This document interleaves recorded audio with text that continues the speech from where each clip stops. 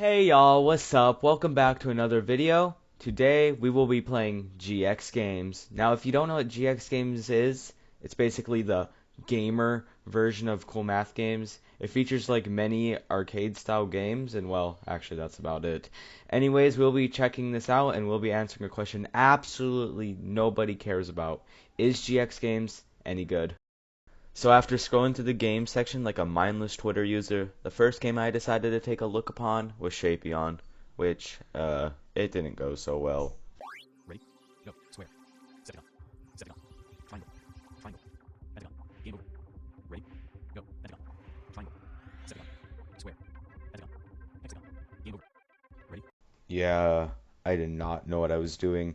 Skill issue aside, there was just no instructions on what you were supposed to do, so I would have to give the game a depressing triangle out of 7, unfortunately. Despite not understanding what to do in the first game, I moved on. I persevered, knowing deep down that the good games were awaiting me. And that is where lineup comes into play. Basically, the premise of this game is you inhale dust like a vacuum cleaner, while jumping over weird twig-looking things. Weird analogy aside, the gameplay is very simple, yet actually very fun. While personally, I may not be the best vacuum twig hopper, I did find enjoyment from giving at least a few attempts to try. And all in all, this game is really fun and I would recommend checking it out. I really didn't have any impressive runs to show, so I kind of just decided not to show a full run. Basically, all of my games ended pretty early because I have massive skill issue disease and I just couldn't get in a good run. But from the 3.5 seconds of time I did have runs, it was overall a really fun game to play, and after thinking about it, I must say this game deserves a solid 8 vacuums out of 9 lawnmowers. Not bad whatsoever. The next game I checked out was Grapple Tongue, which is a platformer game where you try to climb to the top. The controls feel very smooth and it seems very similar to Celeste, while also like not being Celeste. I don't really know how to explain it much better than that. Anyways, I had a great time playing it.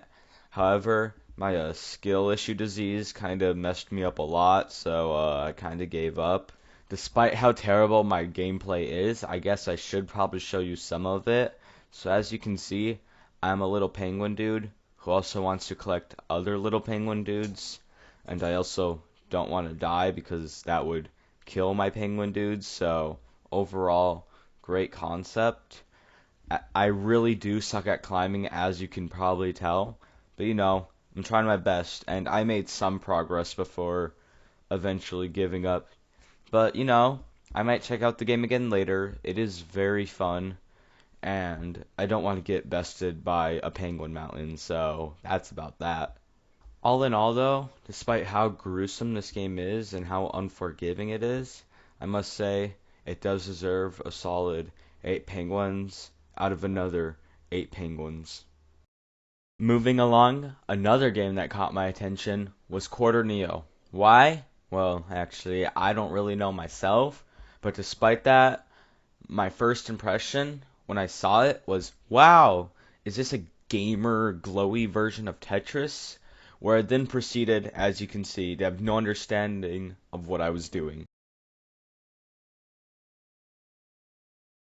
Yeah, that was very rough, and I could not handle having a repeat of that situation that happened at the beginning. Don't know if you remember, but I couldn't figure out Shapeon. Hexagon.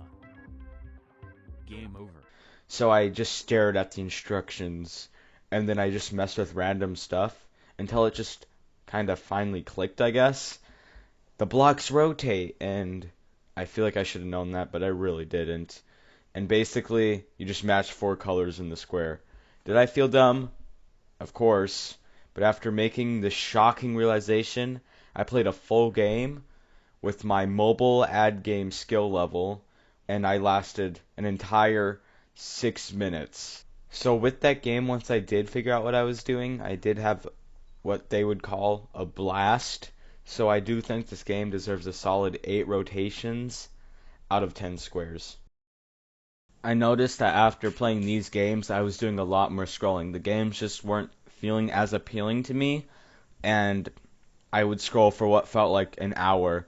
Eventually, I did find another game, and it's called Operius, and it shared a very similar theme to the first game, but also being completely different gameplay wise. And I will admit, I did spend quite a bit of time on this game. Now, unfortunately, I had not unlocked endless mode yet, so I had to do arcade mode. But you know, it works either way. Now, if you can't tell what is going on here, I will give you a brief explanation. So as you can see, you have a pew pew, which shoots red thingies. However, as I learned really quickly, the white shapes are walls, which cannot be pew pewed, and instead make you go crash crash. Yeah, so basically avoid white objects, and you will see that I do have a yellow bar up there, and then just basically your charge. You find these like items while you're going through the tunnel, and that charges up your thing, and the more of them you have, the more pew pews you shoot. And if you collect enough of them, as you probably saw, you move on to the next stage, which is basically the same stage, except a different color. Overall, I had a great time playing this game until I was killed by a Rogue block. But overall, I would play it again, 10 out of 10 experience, except I couldn't rate it a 10 out of 10 because that's too generous. So I gave it instead a 9 cubic centimeters out of 10. Anyways, with such high stakes gameplay, I had to calm down a little bit. I needed something a bit more underwhelming. And that is where our next game comes in to save the day. Kawaii Froggy Jump. And I may be the first to admit, while the game did have some flaws, I did actually have quite the amount of fun. So let me give you a brief explanation of what is going on here. As you can see, you are a frog, which jumps on smiling mushrooms.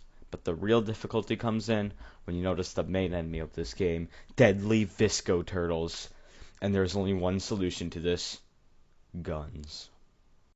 And let me tell you, those stupid turtles are so annoying. While they did add difficulty, they were kind of set on top of the mushrooms in such a way that you could easily get in situations where you were basically stuck.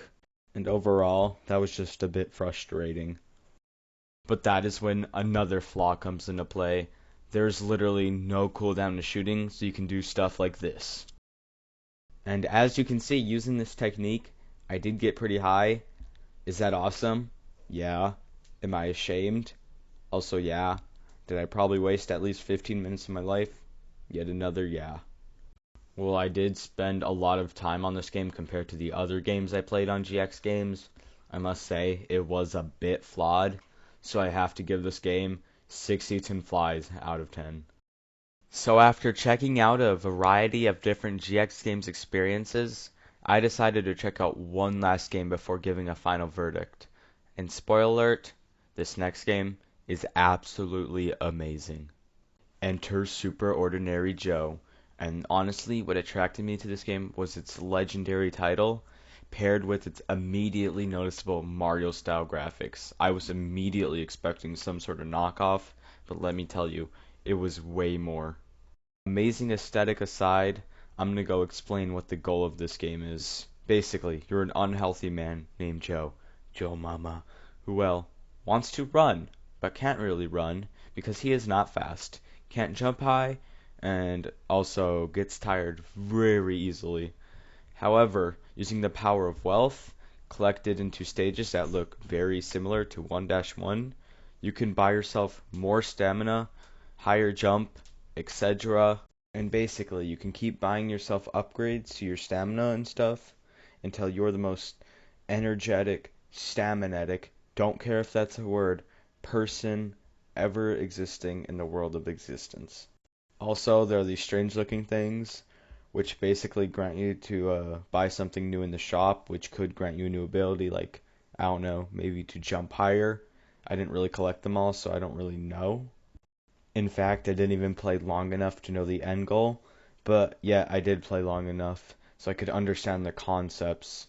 And let me tell you, this is a game I could definitely come back to.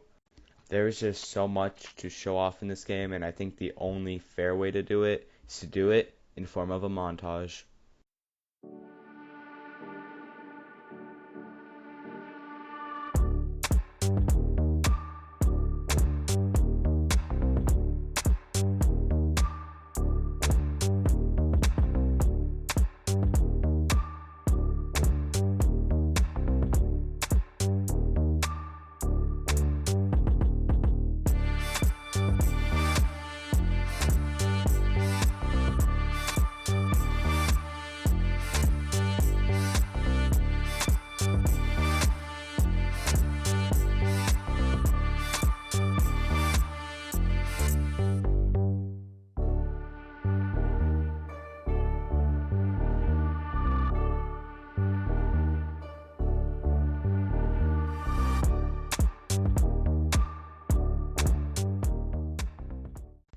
I did make some amazing progress, as you can see, and this game was just such a fun experience, and I have to give it a 10 out of 10 on the Big Mac scale.